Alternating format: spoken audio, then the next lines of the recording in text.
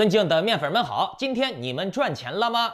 咱们估计都难赚到钱啊！现在这个行情不好嘛，对吧？整个加密货币又都特别的依赖行情，行情不好它就死，还不像别的实体行业啊，行情不好也是能赚到钱的，多的少的问题。可是加密货币不行，加密货币必须依赖行情，行情好了它不一定好，行情不好了它一定死。但是呢，共产党最近赚到钱了啊！共产党最近生意好得不得了。你看那个火葬场，以前火化一下才几百几千块，现在火化一下要几万十几万，就这你还得排队。现在火葬场都烧不下了啊，很多人都是当街火化啊。网上有很多照片，很多人没钱呀，等不及火化呀，就当街把自己的亲人直接给烈焰葬了。有时候面具人我就觉得很奇怪啊。在中国啊，你只要排队卖的东西，哪怕是一坨屎，你都能卖得出去哦。这个火葬场葬不下了，大家还得排队啊，要多掏钱给共产党奉献韭菜，求着共产党把自己的爹妈烧了，对吧？要是面具人我在国内啊，我就不烧了，我直接就把那个遗体啊往市政府门口一扔，摆一长串，我看你烧不烧，对不对？但是中国人不一样，一排队好像显得这个东西特别稀有、特别金贵。以前几千块钱烧一次，现在花十几万我也得烧，有意思吧？前几天呢，在中国啊，流行出来一个词儿，叫做人矿。那这个话题很有意思啊。目前呢，这个话已经被全网封禁了。为啥呢？今天咱们节目就主要来讲这个问题，顺便呢，我要给你们讲一讲大陆的宏观经济状况和大陆这边马上要过春节了，可能会出现的一些关乎大家性命健康的一些担忧啊。好，节目开始之前呢，请打开屏幕下方的点赞、订阅、小铃铛啊。来，我们讲正题啊，人矿是什么概念啊？大家可以理解一下，就是字面意思。你人就是一种资源，是一种消耗品，是一种可以挖出来卖的东西啊。我对人矿的理解是，你是东西，你不是人，所以你不用谈什么人权呀、言论自由、表达自由、投票权这些东西。反正中国人自己也不谈这个嘛，觉得又不能当饭吃，是不是啊？你一说当饭吃这个话题啊，我觉得把中国人形容成人矿的话，倒不如把中国形容成显卡矿机更合适一些。你看嘛，你这些个挖矿产出的价值，产出给共产党去卖资源、卖币嘛，对吧？然后你作为矿机挖矿挖到最后了，显卡老化了、报废了，就只剩下卖废铁或者烧垃圾的这么一个作用了。而且就算把你烧垃圾了，你还得给共产党钱，你甚至呢，你的附溢价比显卡矿机还要高。而且呢，在你这个中国的人形显卡挖矿的过程中，共产党还得考虑给你们这些个矿机安置一些最便宜的场地，让你们有地方待，还得给你们供电，让你们吃最便宜的电，对吧？那老年矿机别说开机挖矿了，它只要开机就是负资产，甚至它只要活着，它就是负资产，占用场地、住房之类的都是负资产嘛。该消灭掉了，把它就焚毁了。焚毁了以后呢，还要找新矿机呢，多压榨点钱出来。而这些个青年的新生代矿机呢，它有更高的产量、更高的劳动力，可以值得我党给这些新矿机提供场地、住宿、提供电费、提供粮食。但是新矿机终究也会老化的，变成老矿机的。这就是中国人的一生，而且呢，你们这些矿机是不能有私人财产的啊，你们是没有任何内在价值的，你们这些矿机的生死存亡，你的产出价值都是归我这个党员，我是你的矿主人，是归我说的算的。其实更可悲的是什么啊？中国人真的是矿机啊。矿机是没有丝毫可能反抗矿老板的，因为它就是一个物品，它就是一个机器，它就是个死东西。我告诉你，甚至中国人还连矿机都不如。现在的中国人和矿机相比，甚至是有过之而无不及的纯的工具，因为矿机至少不会赞美矿老板压榨他。但是中国人被压榨剥削了以后呢，然后还要被送进火葬场，但是他们还对压榨剥削他们的共产党赞美歌颂，爱共产党呀，共产党好呀，共产党为人民服务呀。看，这就是中国人连矿机都不如的地方啊！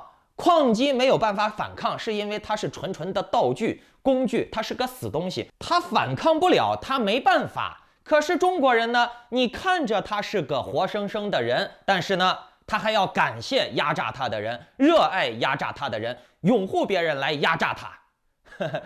为什么会这样呢？我等会儿会在节目后半段再更深入的说。好，我们先来讲第二个话题啊，那就是该怎么盘剥这些人肉矿机的价值呢？我给大家报道几个让聪明人听到可能就会细思极恐的数据啊。疫情3年，中国的外汇储备一直在创新高。大家来看图啊，2021年到2022年的外汇储备的数据是节节升高，外汇储备的规模为31175亿美元。较2019年之前的1万多亿美元，不到2万亿美元，可以说几乎是翻倍了啊！很多大外宣说什么中国的外汇快用完了，那都是忽悠你的。可以说，因为一个疫情啊，中国人不能出国，不能在国外购物、消费、旅游了，直接就帮我党省下了不少外汇银子。而且，中国人一旦不能在国外消费了，那就会被迫在国内内需消费嘛。2022年，中国的农产品、医护用品的内需也暴增了450%。好，这是第一个数据啊。我再给大家看这张图。2022年，我国居民储蓄存款将创下历史新高。央行数据显示，2022年1月份至11月份新增居民存款累计14.9万亿元。如果加上12月份的住户存款金额，全国居民部门新增存款额将超过16万亿元。各位，听到没？2022年，中国全年的居民储蓄存款破了历史新高。看到这儿了，你们还相信中国人有救吗？哎，正常来说啊，中国共产党如此压迫人民，如此的动荡，瘟疫肆虐，迫害人权，门都不让出，火葬场排队，露天焚人，房价暴跌，数字人民币又要收割老百姓，人们又没有法律权，没有言论自由，看什么说什么都是党说的算，自己连个人身自由甚至都没有。在这种情况下，那正常人应该是想尽办法的把钱取出来套现，尽快转移资产，投奔自由有人权的国家，对吧？结果呢？结果大家不转移资产，反而呢给共产党存钱却越存越多。那既然你们老百姓都盛情难却，哎，我党就恭敬不如从命了，笑纳了。但是呢，你们这些钱是存款呀，是存钱呀。哎，我得引导你们彻底把这些钱消化掉，或者是把你们给收割了啊。那该怎么办呢？房地产可行吗？哎，国家现在又开始炒作楼市涨价了啊。大家来看这张图啊，元旦房市迎来小阳春。2023年元旦假期期间，多个城市的新房的成交量明显有回升，其中北京新房的成交面积相比较2022年元旦假期增长了高达80%。好，我们继续来看啊，2023年元旦楼市的成交情况确实是相比于2022年有比较好的回升，尤其是北京嘛。北京这次放开疫情死了很多人，什么专家学者、教授、高干了、北大老师了、中央美术学院的这些教授了、画家了、名人了、演员的父母了。大家不信的话，自己可以去搜啊，名人都死了很多，这是你能看到的。那别说那些无名的人了，无名的人死的更多。这里我就不浪费时间一个一个给你们报丧了啊，你们自己去搜，我报丧也挺晦气的。你们知道这个事儿是真的就行了。可是呢，奇怪的事情就出来了，为什么怪事儿总是在中国发生啊？这北京死的人越多，哎，房子越好卖。按理来说，不应该是人死完了，这房子没人住了就空下来了吗？是不是？可是呢，这北京死的人越多，房子越好卖啊，就相当于很多币圈的韭菜越觉得这个币价跌越能抄底，可是呢，每次抄底就抄到半山腰。哎，我就觉得啊，你看这北京死的人越多，房子越好卖，暴增了80%的销售面积，那这是不是印证了中国人很奇怪啊？我之前就说过，你越杀他，他越爱你。共产党杀中国人杀了几千万，杀了几个亿啊，文革大饥荒整死几千万，然后呢，这次什么大风控啊，死了也不知道多少人，然后呢，中国人是越来越爱共产党，厉害吧？实际上呢，中国人的认知水平、认知能力啊，是相对来说比较差的。如果跟世界平均标准来比的话，它是低于这个平均标准的。为啥呢？主要是因为中国人从小是生活在一种高强度压迫的单一的信息环境之下，从小呢没有足够的空间给他锻炼，比如说辩证啊、反问呀，还有反驳呀，没有。中国人从小就不允许反驳，别人说啥就是啥，你爸说啥就是对的，你妈说啥就是对的，老师说啥就是对的啊！只要比你强的人，他说啥就是对的啊，错的也是对的，对的还是对的啊！你爸你妈就算错了，也是为你好。那这就造成了中国人大部分成长于这种环境的，导致了他的逻辑能力低下。当然了，人的逻辑能力一旦低下了，是有利于统治的。从小就把这个人按照信奉集权、信奉强权，比你强的人说啥就是对的。他从小养成了这种习惯了以后那共产党肯定比普通中国人强嘛，那共产党说什么也都是对的。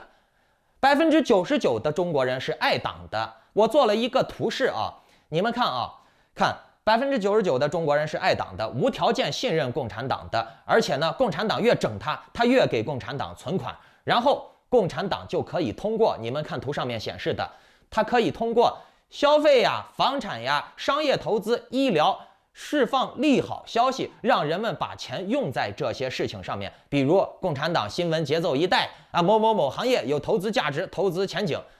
那共产党说的对的，那就是对的；共产党说的是错的，还是对的共产党不会害老百姓，为人民服务的，他永远都是为人民好，明白了吧？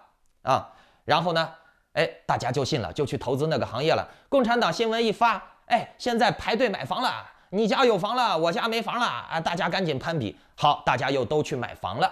就通过这种方式诱导大家把钱流入到这些个池子，就是我图示当中的 A 池子。什么消费呀、房产呀、商业投资之类的，然后呢，共产党再通过抬高物价，比如卖高价菜、锁紧商业政策、什么公私合营之类的不让民办培训机构了，不让你干这个生意，不让你干那个生意了。之前都给你说的是这是利好，那也能干。等你干了以后呢，就告诉你反悔了，不让你干了，然后就把你韭菜割了。再加上你看房地产也是这样。先给你释放利好，说支持房子的流动性，支持房子买卖。等你们都买了以后，然后就给你锁盘，不让你卖了，把房地产政策也锁紧了，什么房住不炒呀，这些东西松和紧，就一切是由习近平的需求而来收放自如，对不对？增加什么过户税之类的，再加上医疗，它可以提高医保交费基准，或者是直接通过瘟疫增加医疗开销，然后呢？他通过舆论把钱引导到 A 池子里面，再通过这些手段把 A 池子里面的钱给消耗掉、收割掉。那如果说 A 池子的钱不够多，他则可以通过 B 池子来营销、洗脑、带节奏，去增加 A 池子里面的钱。其最终结果就是大家因为被 B 池子的舆论引导而把钱投到了 A 池子里面，而 A 池子里面的钱都被耗尽了，大家没钱了怎么办？那没钱了就更简单了呀，没钱了，你为了吃饭，为了生活，就会去上班找工作。那这样的话，劳动力就增加了。那劳动力增加了，这些人好不容易辛辛苦苦干了一段时间了以后，是不是又有积蓄了？那又有积蓄的话，则新的循环又开始了，重复循环 B 到 A 这个过程。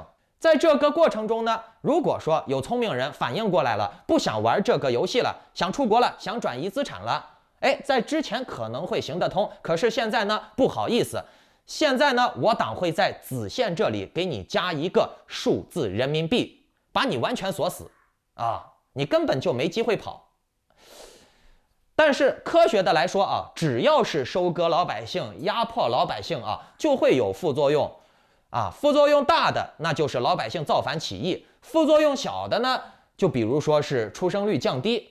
不过这是对正常人来说的中国人不是正常人。对于中国人，你很明显的可以看到，中国人越吃苦，他越爱共产党，越恨台湾人，越恨美帝国主义，亡我之心不死中国疫情这3年把人整得死去活来的。哎，中国人给共产党交钱交的越来越多啊，共产党越整他，他越给共产党交钱。哼，所以这种现象啊，说到根本呢，就是中国人活该。说好听点，退一步来讲呢，就是你命不好，投胎投的不好，投到中国了，没有投到美国、英国，没有被成为中国人恨的对象啊。只能在中国吃苦，只能体验中国共产党无产主义、共产主义的这个铁拳给人民带来的幸福，对不对？很多人真的身在福中不知福，哎，身在福中太知福了。我刚说错了，应该是中国人觉得生活在中国很幸福，对吧？啊，用着这个高价的医疗，用着这个一国两制的贸易，出口的都是健康食品，自己国人留下吃的都是垃圾食品，是吧？啊。然后呢，还要挨打，这妥妥的就是人矿呀，人肉矿机呀。其实中国现在的这种现象啊，表面上来看是共产党的问题，其本质是中国人和共产党相辅相成、难以解决的问题。生在中国这种家庭环境中，是不是你的错？不是你的错，但是呢，你要承受这个错所带来的代价。你从小没有办法选择你接受什么样的教育，你从小没有办法选择你有什么样的父母，你的父母会给你灌输什么样的逻辑思维和价值观，那你只能接受，是吧？有些天赋异禀的人，可能在这个过程中能爆种，能走出不一样的路，甚至远走高飞，永远的离开这个号召着人与人互相斗，吃着毒食品，吸着毒空气，迫害着人权的恶土。虽然说想要改善自己生活，在中国的这种环境下看起来不太可能啊。你想要彻底改善生活，你只有跑一个字儿，只有跑一条路。但是很多中国人又被儒家文化洗脑的彻彻底底的，什么亲友在不远游之类的，哎呀，亲戚朋友都在这里，一个人远走他乡挺不方便的。这种话看起来是这个人认亲情、重视亲情，其实不然。其实他这是极端的利己思维，他可不想着你在国内内卷，你没钱了，反而你成了你亲戚的负担。你跑国外了，说不定闯一闯，生活好了，有钱了，你还能帮到国内人。不，他不这么想，他只想他自己。嘴上说的是亲戚在呀，亲戚朋友能互相照顾呀，其本质还是离不开自己的这些个所谓的利益圈，不想靠自己一己之力出去闯荡打拼。他们肯定想的是，在国内最起码还能有亲戚朋友把他帮一下，或者说互相帮助一下。可等出去了以后呢，远走他乡了以后呢，就只能靠自己了。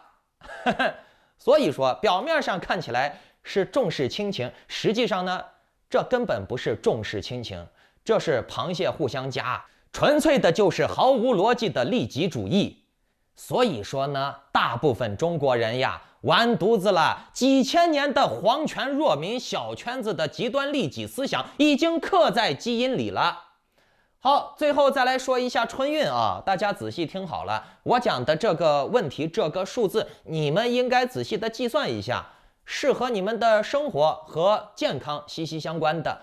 中国目前春运的客流量已经达到了20多亿人，同比增长了99.5%，真的就是你们可以想象一下啊，火车站呀、飞机站呀，那种人挤人、密密麻麻的场景啊。但是现在官方又开始渲染2次感染了，哎，这个春节不好说呀。你们看，大家带着毒，不远万里回到家乡，或者是在路途中沾染了什么东西带回家了，到时候可能就是年30，大家都还在开开心心的吃年夜饭聚会呢，可到了年15，估计就会有很多人躺下了，甚至进火葬场了啊！呸，不吉利。但是呢，这种现象很有可能会发生。你们不信的话，我们走着瞧 ，We will see。在中国，人人都要得一遍啊！别人得了，我也得得；我得了，大家都得了，都一样。就这种情况下大家都觉得人人都得一遍，还觉得好，哎，没啥大不了的，得病嘛，是吧？哎，什么病都得得一遍。大家觉得得病很正常、很好的国家，这种国家和地狱有何区别？不知道各位怎么看？可以在留言区表达你们的看法，并且打开点赞、订阅小铃铛。如果说觉得面具人我这期讲的比较有深刻意义的话，可以点击转发分享。如果你们想跟着面具人的节目继续看我以后精彩的分析，咱们接着下期再聊。打开点赞、订阅小铃铛就好了。祝你们新年愉快，祝你好运，拜拜。